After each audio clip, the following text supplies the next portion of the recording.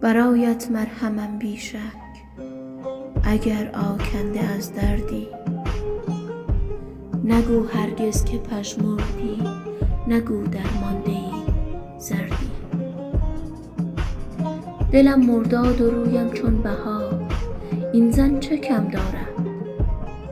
بیا در محفل شعرم نشین هر شب اگر سردی. چو کوه استواری استقامت از تو معنا یافت، نبینم اشک‌هایت را بمیرم من تو یک مردی.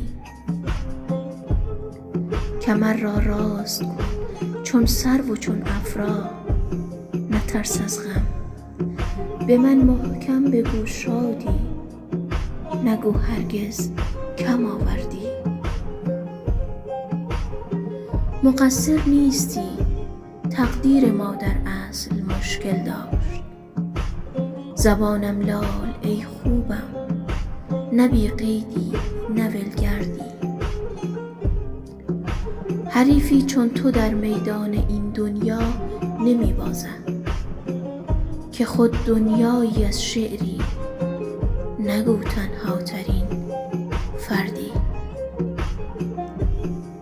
چو عطری در شبت پیچیده ام با عشق شیدا باش، برایت مرهمم بی شک، اگر آکنده از